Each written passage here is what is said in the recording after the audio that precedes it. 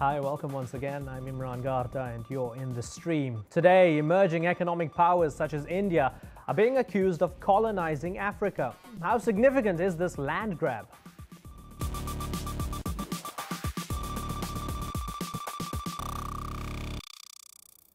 Our digital producer, Ahmed Shihabuddin, is here looking out for all your live feedback. Hi, Ahmed. Hey. Joining him on the couch is commentator and columnist Anand Giridharadas, who's written the book, India Calling, an intimate portrait of a nation's remaking.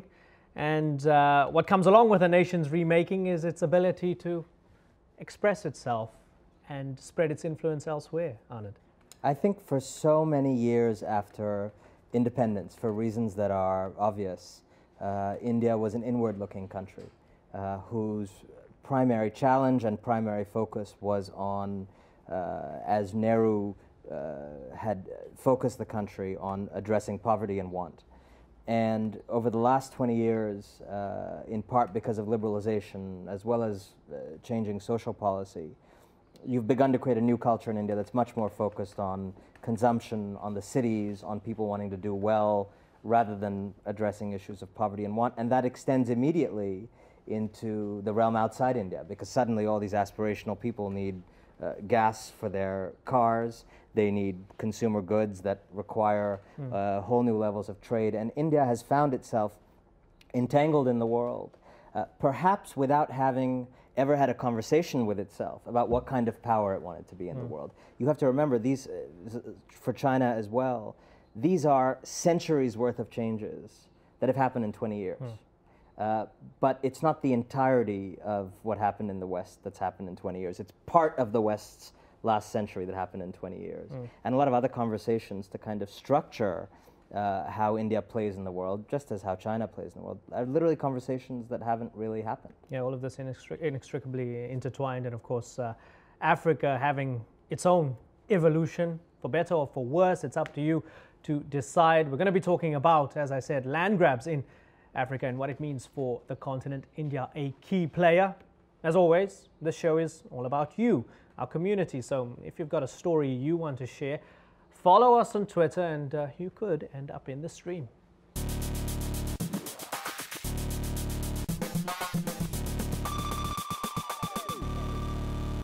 So they took to the streets in March to protest the lack of press freedoms in Hungary. And on Sunday, tens of thousands turned out again in Budapest in opposition to Prime Minister Viktor Orban's policies. Now, the demonstration was organized, unsurprisingly perhaps, on this Facebook page right here.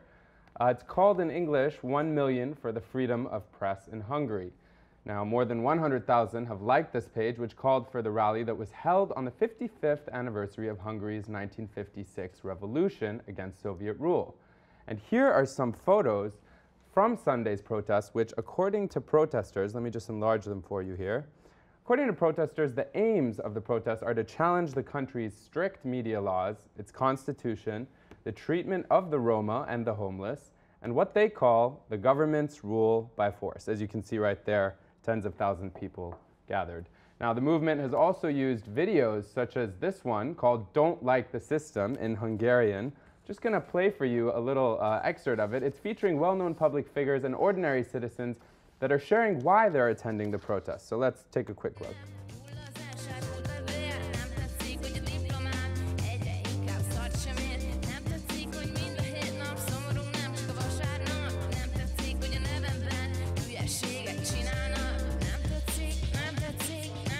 Now, citizen journalism was also encouraged by the movement, as 50,000 press passes, I'll take you right here to this page, this is one of them, were handed out. These were handed out again to the demonstrators as they arrived in the square, so symbolically supporting citizen journalism. Now, the movement also announced on Monday that on March 15th, it plans for another rally wherein they're going to elect what's being called, quote, an alternative president in Hungary.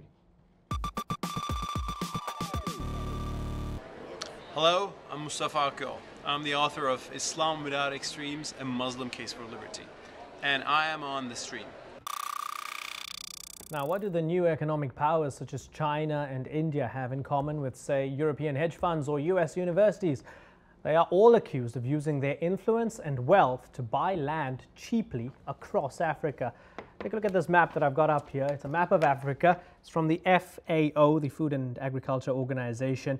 It says here, worldwide up to 115 million acres of farmland are leased to foreign investors, and the bulk of that is in Africa. You can see China's a big player here, Mozambique, Zambia, Democratic Republic of Congo over there. Let me move to Ethiopia. That's where you see the Indian flag planted over there, and it's the biggest foreign direct investor in Ethiopia, and Germany also has a bit of a stake over there. Now, 70% of the land on sale there is for food production by India. But most Indian companies reportedly re-export most of those crops out of Ethiopia. It's of course one of the hungriest countries in the world, and you don't need reminding. We always see pictures of famines in Ethiopia. Activists say the actions of Indian companies are uprooting local communities and then causing fears of a bigger food crisis. Well, joining us now via Skype is Anuradha Mittal, founder and executive director of the Oakland Institute. It's an independent think tank that tracks important social, economic and environmental issues around the world. Also with us is Christine Adamow, who runs the Africa Biofuel Company with operations in Kenya and Tanzania. Thanks a lot for joining us, ladies. Anuradha, if I could start with you, give us a sense of the big picture here, because it's a lot to get your head across. When I read your Oakland Institute report, I was quite shocked at so many new pieces of information that I felt I was almost bombarded with. I was embarrassed that I didn't know so much about it. Do you feel that, on the whole, this is not in the best interests of African countries? Well, I think the question is not about investment being good or being bad. The question is what kind of investment. And the reports you're referring to, we have studied 7 countries in detail in Africa and looked at over 50 such land deals and looking at the key players. And the findings are just incredible. As you mentioned before, first of all, we are seeing huge tracts of land have been taken over all over the world in poor country. Most of them are actually in Africa. And we assume that this investment would lead to job creation, would lead to improved food security or economic development. But when we start breaking down the business plans and the numbers, what we are finding is that it's a net loss, not just for the communities who are losing their land, but also for the economy. So you have to question, what kind of investment do we want for these countries? Just putting money there is not going to result in, job creation or improved food security. But Anuradha, all of this is above board. All of these are done with the correct permits signed off by the relevant authorities. So there is a mandate for all of this to be done. It's not as if the wool is being pulled over people's eyes, is it? Well, what our studies show, first of all, it really varies. In certain cases, because of the colonial history of Africa, where customary land, where commons are considered as state lands, so people might have been living on land for generations or have been cultivating the land for 40, 50 years, but they can be regarded as squatters and dismissed by the private investors and by the government. In other cases, the principle of free, prior, informed consent, a principle that is adopted and followed by most of the financial institutions, International Finance Corporation, European Development Bank, that is being ignored. Lastly, I would say in terms of legal, what is legal? Apartheid used to be legal. So we really have to start talking about a process by which communities, impacted communities, host countries have a real say in what kind of policies are being created that lead to the best national development. Let me be very clear, we are not against investment. We do not want investors to lose money. But if your reason to rush to Africa is that you can get fertile, incredible land for which you would pay $26,000 per hectare in UK or $18,000 in United States, if you're rushing to countries such as Tanzania, where you're paying basically 23 cents per hectare, there's a problem with that. Christine, many companies are making a killing out of investing in Africa, particularly when it comes to arable land. Do you have a clear conscience with regards to your company and the sort of work that you're doing, creating jobs and making sure everybody gets a fair cut out of it? Well, let me just first state that the companies that are making killings out of land are doing exactly that. Africa, unfortunately, has become a victim for foreign investors coming in and doing great land grabs under the guise and rubric of improving agricultural productivity and or job creation. I've been in Africa with Africa Biofuel since 2006. We are looking to launch in first quarter of 2012. Now, when you ask me about a free conscience, our business model does not require and does not indicate that we own any land. We are very sensitive to the fact that land and land issues and land right issues are very unsettled in all parts of Africa, and our focus has been East Africa, operating in Tanzania and Kenya. We are working with both governments in the development of partnerships to plant trees in areas of these countries that have been designated as national forests. These national forests are eroded, non-productive, and not settled. There are no people in the lands that we're seeking to partner with government to plant trees. There's no people living on these pieces of land because these lands have no water, they have no fertilization, and no utility for cultivation. They've been robbed and stripped of all the natural resources, minerals, and vegetation. Okay. So that's our model. Okay, let's jump into some of the feedback here. Anuradha, you were speaking about colonialism and how perhaps a lot of these problems arise from that. We have Basque Matt saying, African land has always been taken by countries throughout history. The players are just different. So echoing your point. And then Lola Mohammed Noor saying, commercial farms pressure farmers to make profit via cash crops rather than feed themselves. And we understand 70% of people who live on the African continent live off of the land. So the question to you comes from this tweet from Peter Burgess. He says, why is or how is corporate colonialism any better than the old European colonialism?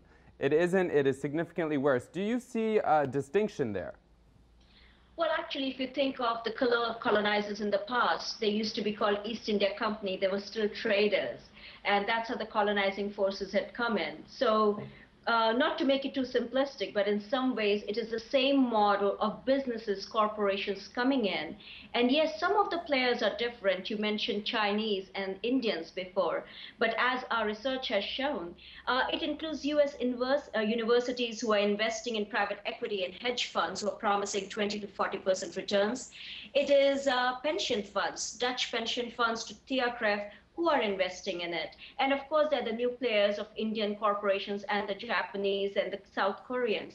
So there's not much of a difference. And yes, Africa has been for taking for centuries.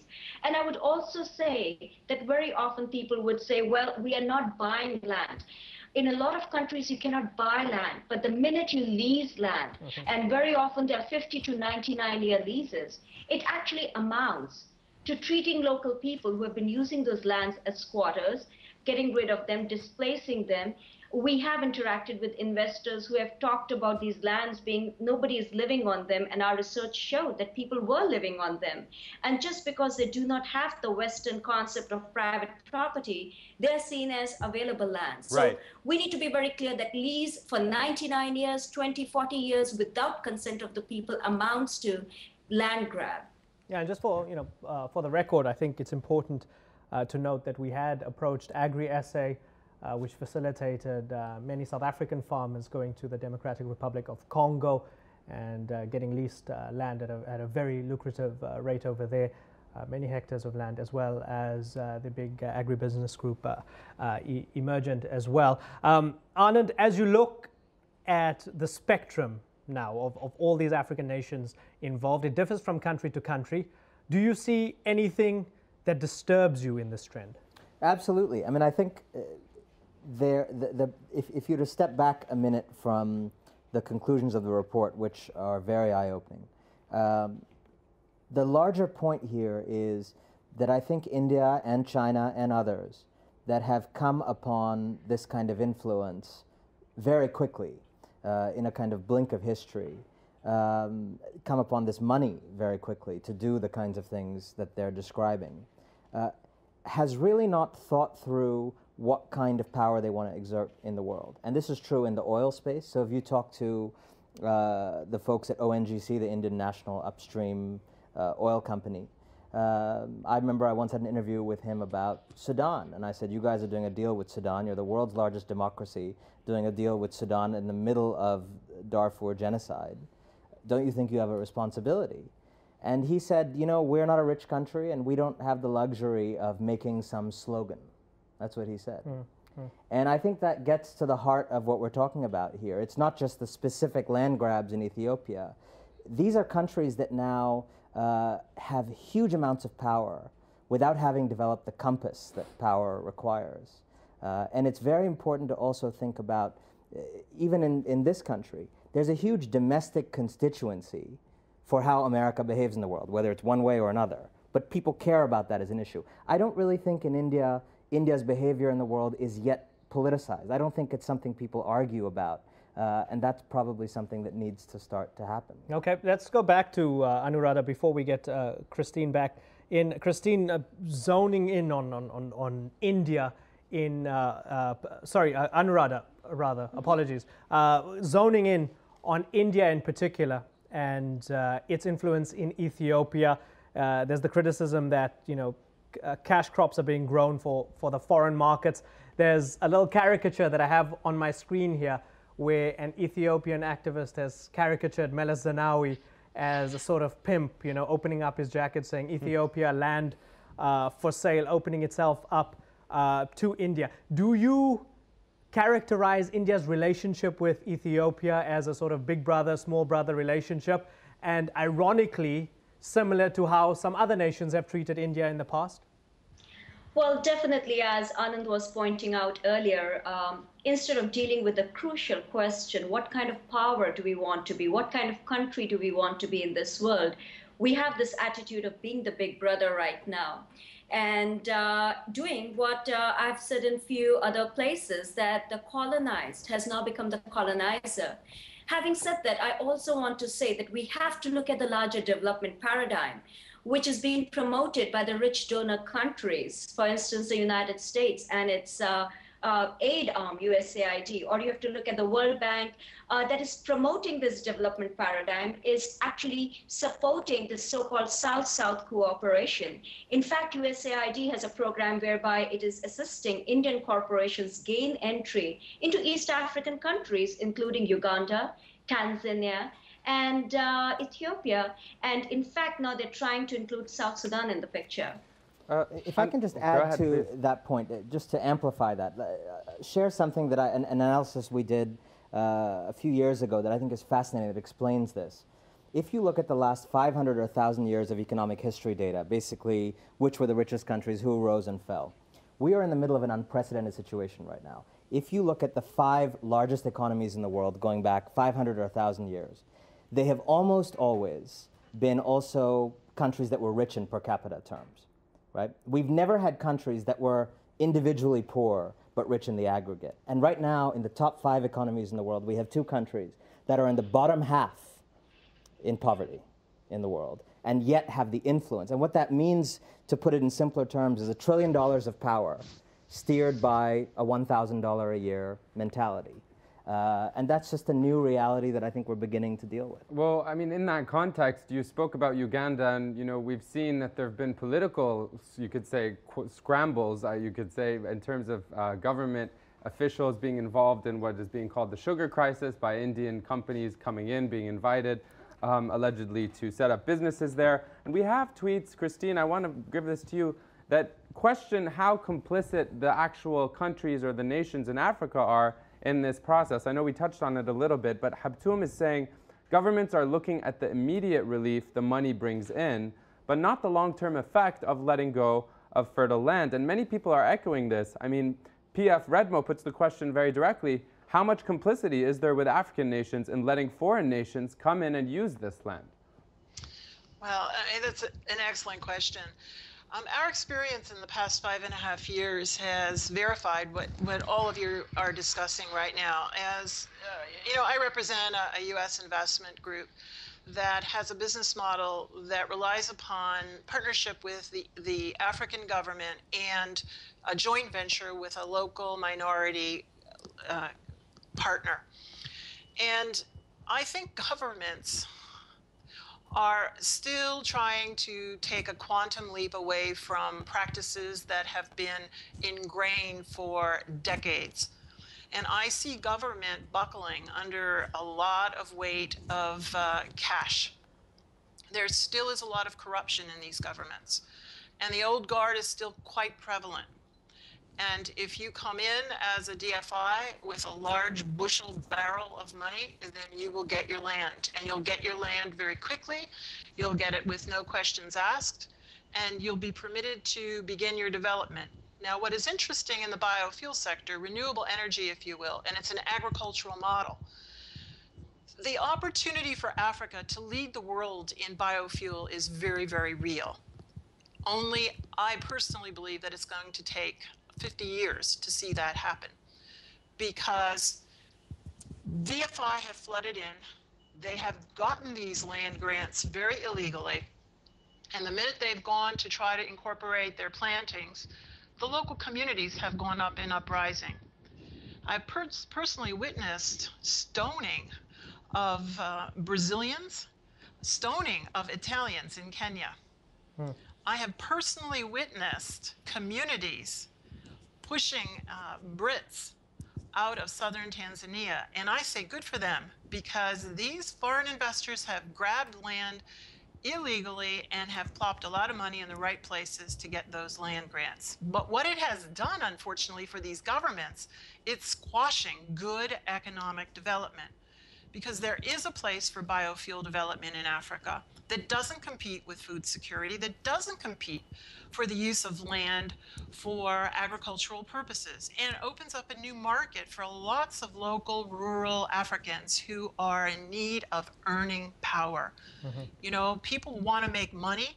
Everybody continues to say, you know, Africans need to continue to create their crops. People want to make money. They'd rather go to a grocery store and buy food than have to rely on their own farms. Okay, I want to bring Anuradha in here because I want to talk about water now. We're talking about food insecurity and the issue of sort of exploitation. I was reading an article in the New Scientist saying that all of this is perhaps leading us down an ominous road which could open up the opportunity of future water wars. Do you think that that's a realistic possibility, given that so much water is needed, water that many African countries can't extract themselves and exploit themselves? This water is needed for that food production. Do you think that water wars are possibly around the corner if something doesn't change? Excellent question. Actually, we have heard the term land grab a lot, but we're not hearing about water grabs. What we hear is that people are looking for lands or putting into use lands which are available, which are infertile, they're making them productive. But in our research, most of the investors are looking for lands which are fertile, which are close to water, which are close to infrastructure and transport, and close to markets. And along with that comes complete water rights. For instance, if you look at Atlas, Chaitin Atlas fund out of England, but registered in Cayman Islands for tax purposes or tax holidays, they basically told us that internally we called our Africa Land Fund a water fund.